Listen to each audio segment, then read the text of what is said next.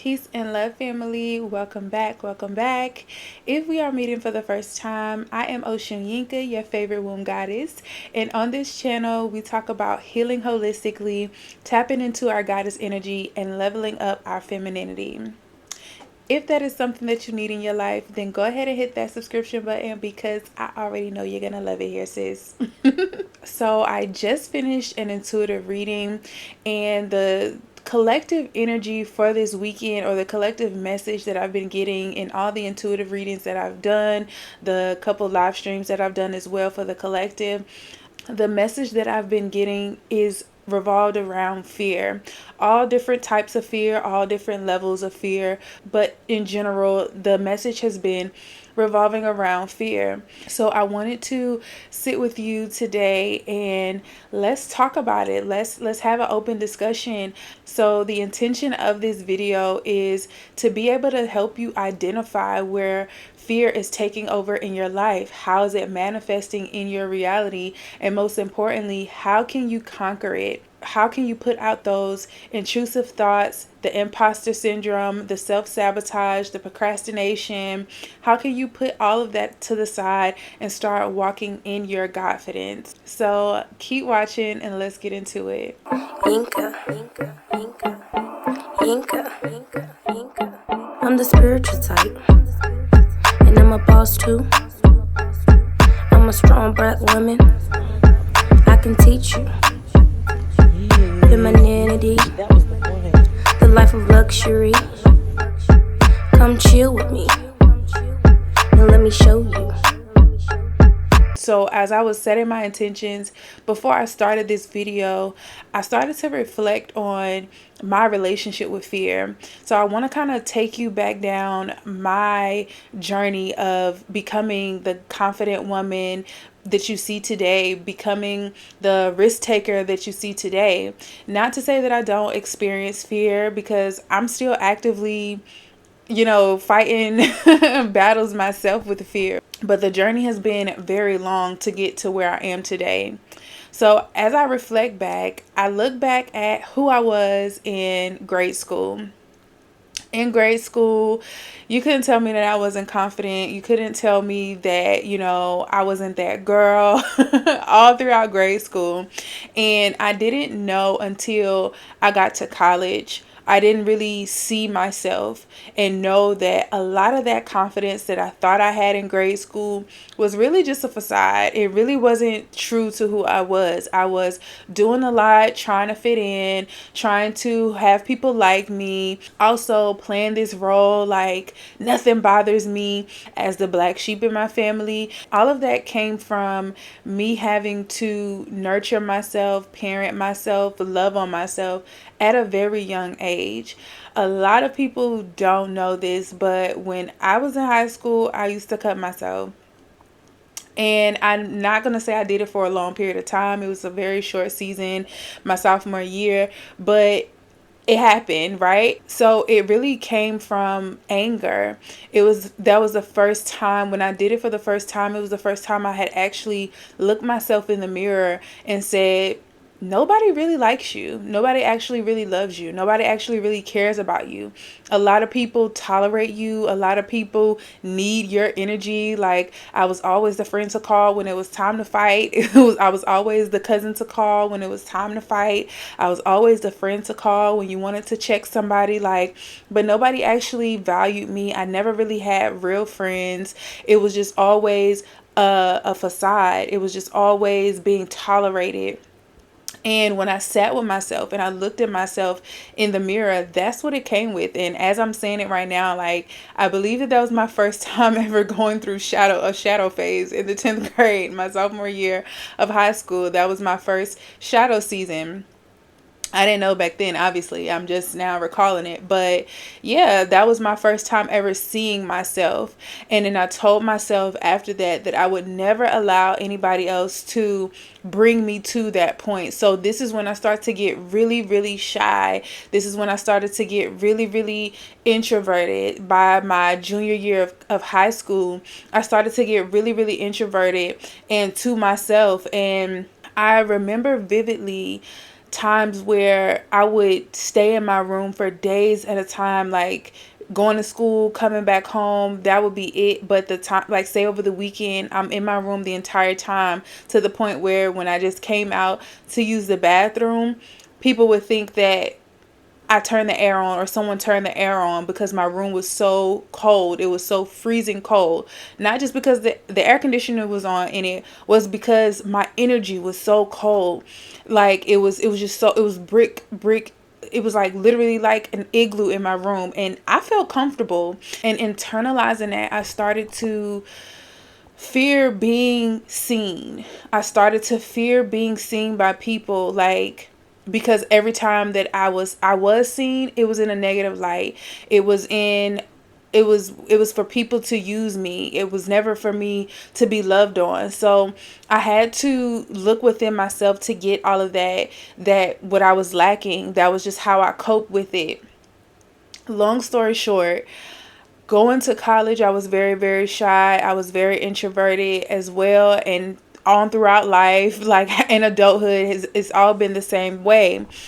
What I've missed out on the outside looking in, or in hindsight, a lot of things that I've missed out on a lot of opportunities. I didn't even go to the school that as far as for college, I didn't even apply to a lot of schools. And mind you, I was the top of my class. Like I could have went to any school that I wanted to go to. And I did not apply to any schools. I maybe applied to like 3 schools last minute, even though I knew I was going to college, because I knew I wasn't going to work, but I knew I was going to college. I knew that, that I wanted to go to college and to get away from home, but I just never put any energy into it out of fear of rejection.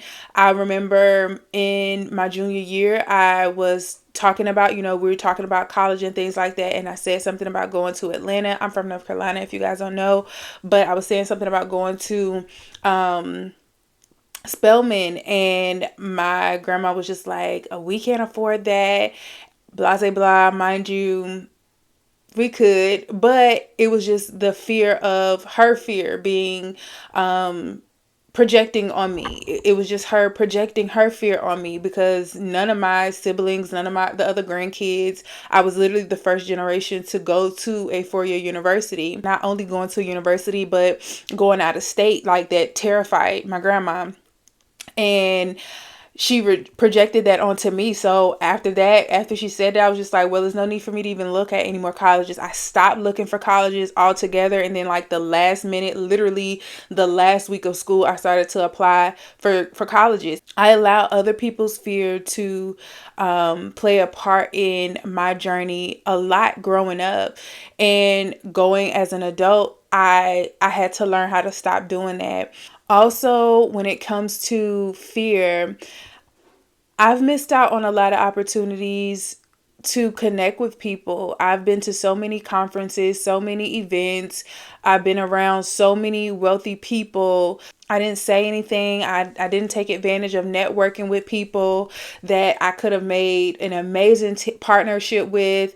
In school, I hated group projects. In college, I feel like I wasted a lot of time in college not taking advantage of being in leadership programs, taking, debate classes and things that I knew that I was gifted in, things that I loved to do in high school and in middle school. And I just didn't do it because I was so afraid of saying the wrong thing. I was afraid of, people not liking me. I was afraid of just being seen, because I had just built that negative relationship of being visible, and I just wanted I just wanted to stay invisible for so long.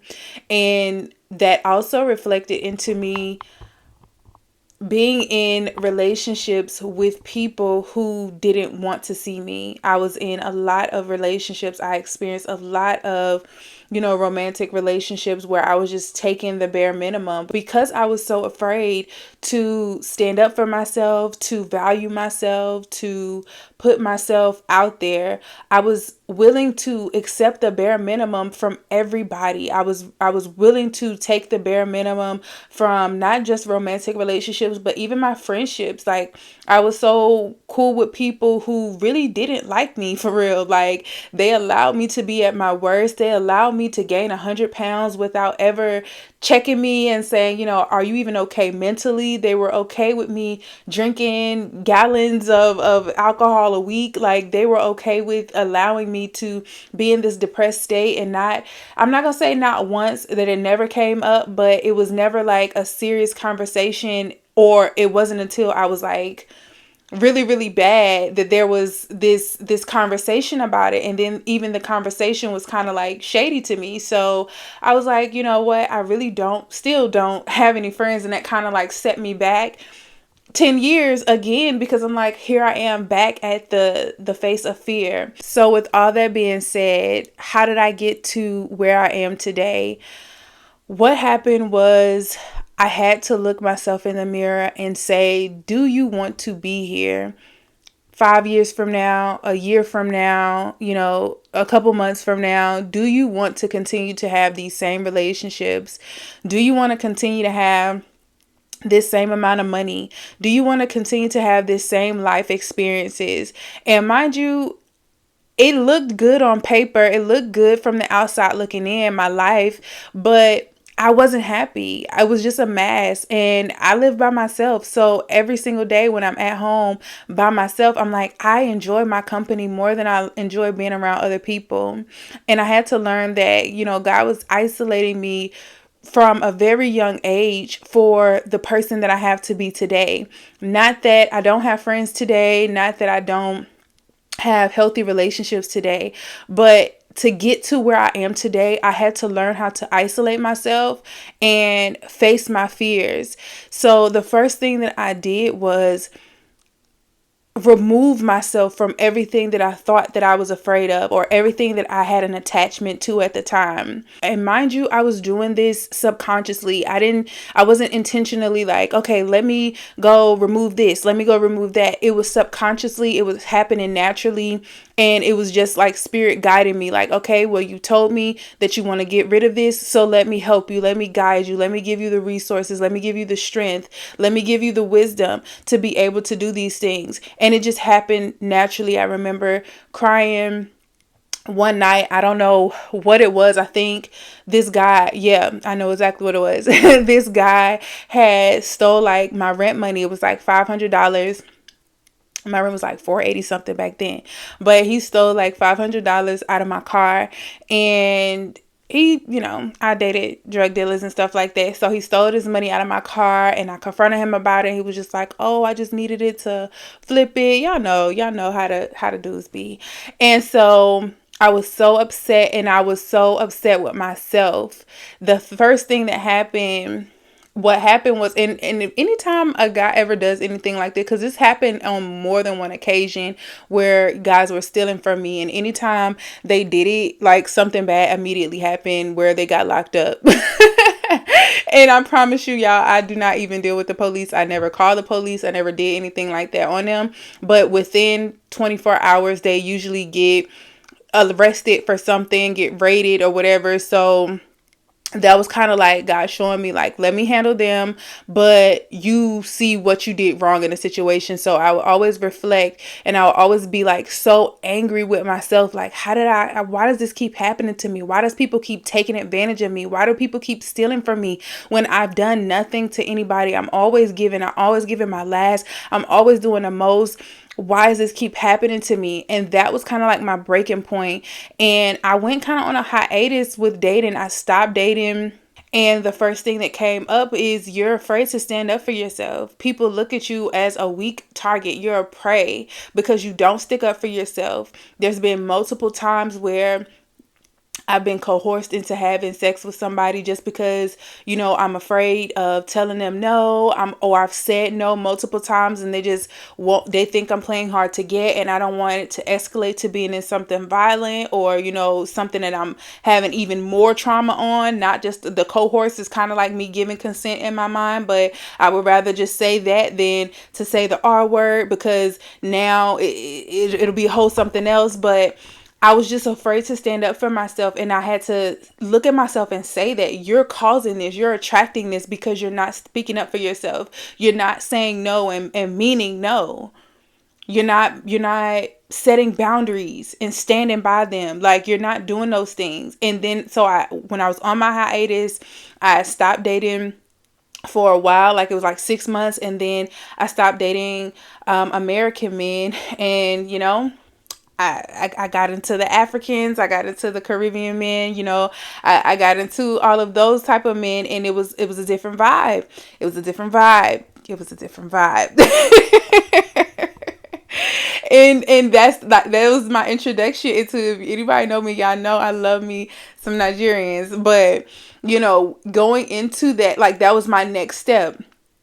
The next thing was my food. I had this addiction to food. Like most of us in America, I was addicted to the sugars. I was gaining all this weight. Like, I was almost 300 pounds. And I had to look myself in the mirror, and I was more afraid of who I had become at this size than anything else. I was just like, how did I even get here? Where did the time go? Like, what have I been doing? So what did I do? I faced that fear head on, and I went vegan cold turkey. I went plant-based, and it was a spiritual reason. It was a spiritual reasoning. I promise y'all, I didn't do this because I wanted to diet or anything like that. But I remember saying it maybe 2 months before. And like saying it, I had a photo shoot, and I was in I think I was in Old Navy getting some jeans, and they were size 16, and I could barely breathe. I could barely button them. And I was just like, absolutely not. This is not it. This is not the tea. I cannot believe I refuse to buy a pair of jeans that's bigger than this. So I still bought those jeans. I did buy them, and I just had on a cute big flowy shirt. But, you know, I told myself that I was not going any further than a 16. I didn't do anything in that moment. It probably was like maybe a month later when I decided to go vegan, but it wasn't a conscious decision. It was just me saying, hey, my health is deteriorating. My discipline is out of control. Something is going on, and I need to take control of it. And that was how I conquered that fear of being super obese. Like, I have a lot of obese people in my family, and I know how it can get. And I'm like, I haven't even had kids yet. So I'm like, okay, wait, something has to give. I'm only like 24. Something has to give. I have to get it together. And so I went plant-based. So I can go on and on and on about how fear has negatively affected my life so many times, but I also want to bring in the times where I didn't allow fear to take over and what has come of that. When I stopped allowing fear to run my life, I quit my job in the middle of the pandemic. Y'all, I was only in business for like, what, 2.5 years. And I quit my job on faith because I quit my job in faith, and I went to esthetician school to get my, my license in skincare.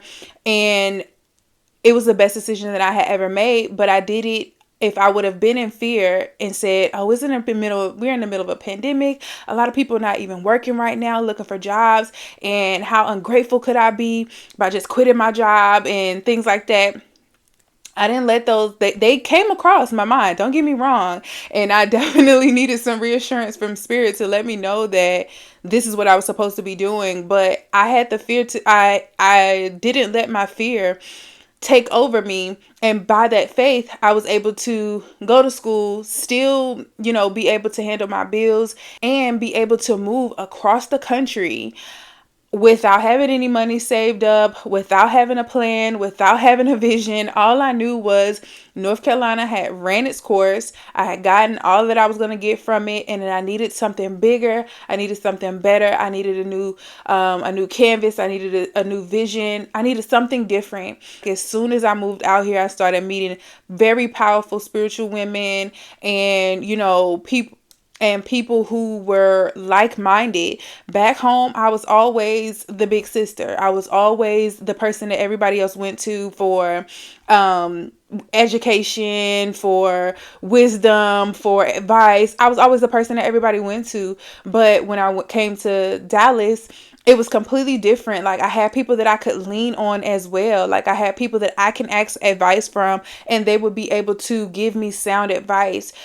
I never had that before. So it was completely different. It was confirmation that I was here where I was supposed to be.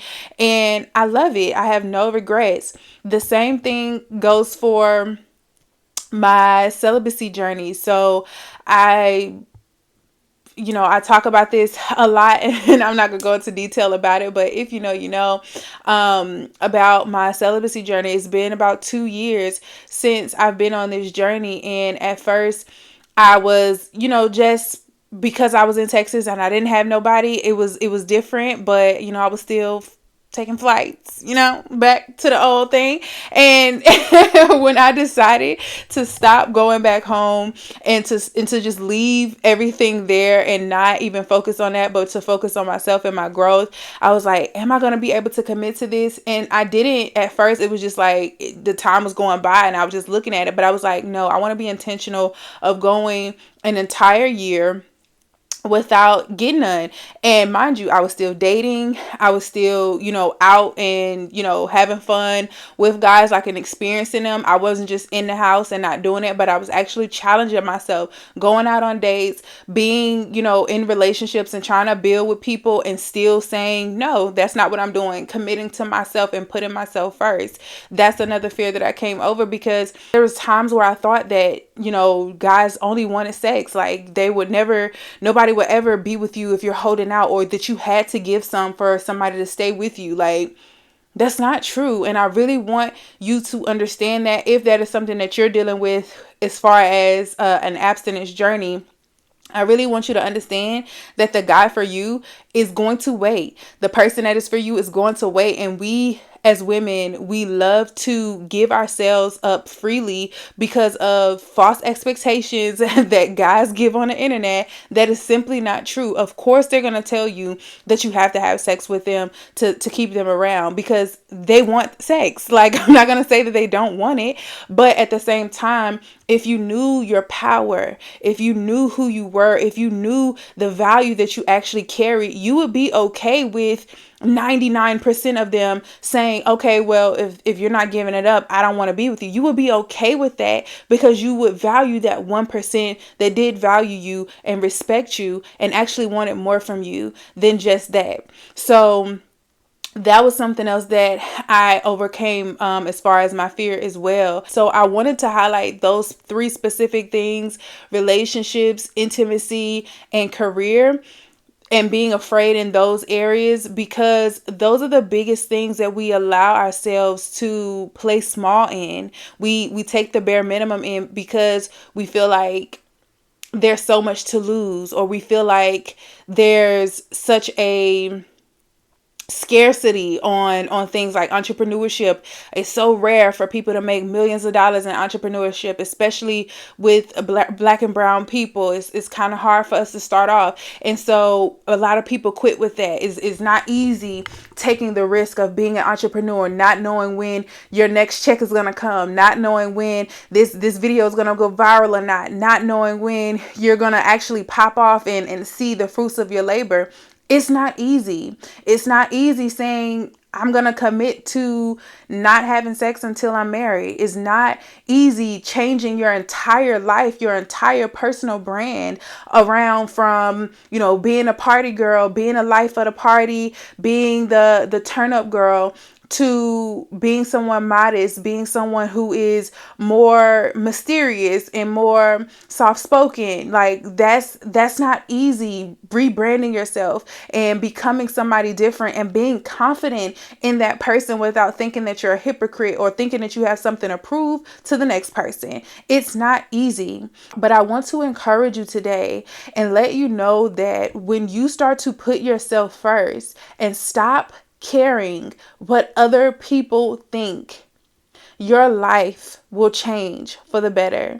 And it's easier said than done. It really is, because we care so much about being liked. But as someone who had to learn at a very young age that nobody cares about you, that you're out here by yourself, even when you have support, like even now I have support, I have people that are loving on me and everything else, I still look at it as they have their own problems too. It's not their responsibility to carry my load. I have to be able to handle this. And even though I have the support when I need it, I had to learn how to support myself. I had to learn how to lean on God and not man. I had to learn how to place my strength on something that's bigger than me.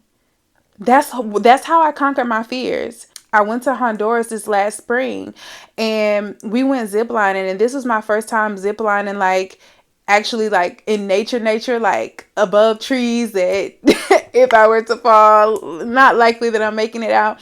That was my first time ever having that experience, and I thought that I would be afraid to do it, but I wasn't. As soon as I got up there, it was just like, okay, this was lightweight. I rather did jumped out of a plane. That would have gave me a little bit more adrenaline. It wasn't any rush at all. And I realized in that moment, I remember telling my friends, like, I thought this was going to be an adrenaline rush. I thought this was going to be like something, a real excursion for me, but it really wasn't. And the reason why it wasn't was because I've done everything that I've been afraid of doing already. I've done everything that I said I was going to do. I've taken all the risks that I said I was going to take. I've done it all already. And I started to look at life as, if it didn't kill me, then I can keep going. If it's not going to kill me, then I can keep going. And if it's my time to go, then it's my time to go. When I stopped being afraid of death, when I stopped being afraid of losing, and when I stopped being afraid of failing, that's when I was able to stand 10 toes on the boundaries that I set for myself. That's when I was able to go after whatever dream that I had without being afraid. Now, I want to also let you know that I am not perfect, and I still deal with procrastination, which is a form of fear. I still deal with, self-sabotaging and thoughts of imposter syndrome, but it's not nearly as bad as it used to be. Not nearly as bad as it used to be. And I want to encourage you that it's levels to it, but at the level that you are right now, what are some things that you can do to conquer your fears? I would suggest that you go and do something adventurous, something that doesn't have anything to do with your goals, but something specifically in nature, like zip lining or skydiving, bungee jumping, riding a roller coaster, whatever it is, like all of the crazy fears that you might have, all the other fears that you might have, like spiders or whatever, like go and conquer those direct fears. Once you start to conquer those direct fears that you can actually control, the fears that are unseen, the unspoken fears, they're going to naturally start to become easier for you. The fears like of heights, of clowns and things like that, those are still embedded traumas that you've developed as a child for whatever reason that's still manifesting in your reality. So go and try to conquer those fears first. If you're afraid of clowns, go to a circus. Go get a clown outfit and let somebody, like, go hug a clown. Go do something and allow yourself to face those fears head on, because the more you fear things that you actually can control, the more the things that you can't control are going to take over you. The unspoken fears, the more they're going to take over you. And that's the easiest way that, or the best advice that I can give you for anybody who is dealing with massive fears. Somebody who is talking themselves out of every blessing, out of every opportunity, because you just have fear of change. You have fear of growing. The main thing that I want you to understand is that fear is not real. Fear is not real. It's not real at all. Fear is something that you are making up in your mind. It is not real. Danger is real. Danger is real. If you're in front of a rabid dog, that's real danger. But fear of dogs is not real. If you're afraid of heights, it's not likely that you're going in a plane that is going to crash. It's not likely that you get on a roller coaster and it's going to fall apart. It's not likely. The fear is made up. Danger is real. Fear is not. So when you know that you're making it up, you also have the power to make up something different. Make up a new story, write a new reality, and stop letting things just take over you. Stop letting your thoughts take over you. You are not your thoughts. You are not your emotions. You are way bigger than the both of them. You have the power. You have the wisdom. You have the resources to be able to change that situation. So stop allowing fear to take over your life. Nobody who lives in fear is living a good life. Just look at people who just always on the news, watching the news. People who always just fear mongering. Church folks always tell, oh, you're going to go to hell if you do this and that. And now you scared to chew gum too hard because you can possibly go to hell. Like, anybody who's just constantly living in fear is very miserable. Be free. Be free. Live the consequences of whatever it is. The bigger the risk, the bigger the reward. Stop playing it small. Ashe. So I hope this message was helpful for you guys. If it was, make sure that you give it a thumbs up. Guys, join the Patreon if you're wanting to build an intimate relationship with God. It's only $5.99 a month. Every Sunday at 8 p.m. Central Time, we do Zoom calls, family meetings where we can go into your week and help you to assess what's going on and help you to build your relationship with God in an intimate way. And there's also a free masterclass, free Hoodoo masterclass in there as well. So y'all, I really encourage you guys to tap into a source that's bigger than you. You're going to always feel like you're fearful when you take God from out of the center of your life, because we are nothing. We are nothing without that extra ashe. We're nothing without that extra power within us. And it's not something that's outside of you. It's inside of you. But when you're not tapping into that energy, you're going to always feel small. You're going to always feel inadequate. You're going to always feel weak, because that's the strength that keeps us strong. That lower energy is going to always make you feel small. It's going to always take you back to your traumatic childhood. We got to do the shadow work that's required for us to be able to live in our God bodies and not in these tangible, fragile human bodies. So again, like this video if it was helpful for you. Share it with somebody who may need it. And if you're not subscribed to the channel, I think you should subscribe to the channel, because there's plenty more videos where this came from. And I hope I can see you in the next one. Peace. I'm the spiritual type, and I'm a boss too. I'm a strong black woman. I can teach you femininity, the life of luxury. Come chill with me and let me show you. Yinka.